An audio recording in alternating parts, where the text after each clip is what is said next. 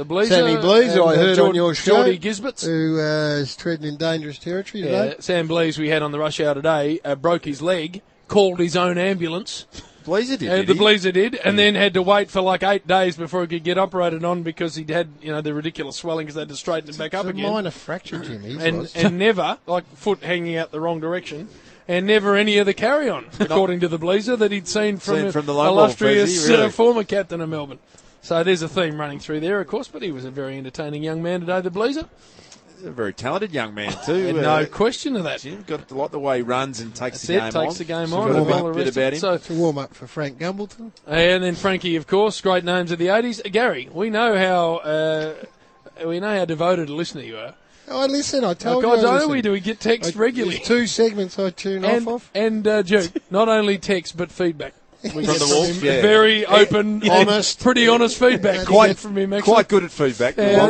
From my experience. That's what you need. Exactly. Isn't it, Duke? You Very, can't go very through welcome. life with yes men patting you on the back and then turn around the corner and go, what about those two? You describe the first 5 minutes of the Wednesday rub, Gaz, when you set that one through? Started with S. For you guys. Snorefest, I think you Snore described. it was. You and Chief put me. I was just on the couch. Were you? Just finished my afternoon nap That's and it. dozed back off. Afternoon nap. Speaking of feedback, it got a bit interesting last Friday night when Kosi entered the box. Yeah, it did. Gave a little feedback of his own. I think he eyeballed the Wolf and said, did you once compare me and say that I was a worse player than Karmichael Hunt? I said, yes, I did. Yeah, and I know you did. And you know what? I'm not having a go. You know what? There should be more people like me. Oh, is that what you think? Who, let me finish, who call it like I see it. I thought you were going to say. And don't suck up people's backsides just because they're in the box. So, yes, I did, cop that. And he looked at me and went, Spud didn't take it quite well, did he? No, Spud not so because Spud had spoken at 3 functions inside 48 hours and you, done the same story 3 times. I'll tell you exactly what happened. Same story. And our audience would remember this. So Kosi's in the box, who we love, and I do genuinely love the bloke. And he was entertaining, and I enjoyed. I knew he wanted to say something, so he got that up, and that was great. Yeah, we loved it. And then he gave Spud one about a story he told.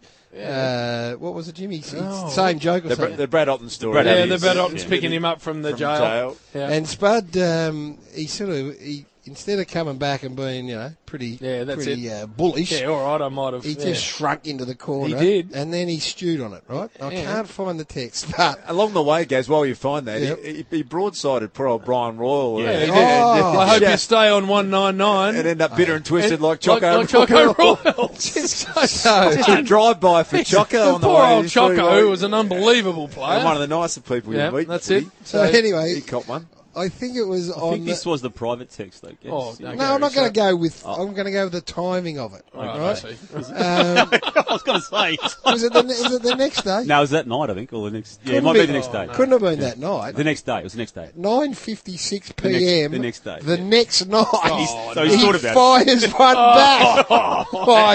back. So he stewed on it for 24 hours, and then he thought, I'm going to have something to say. That's it.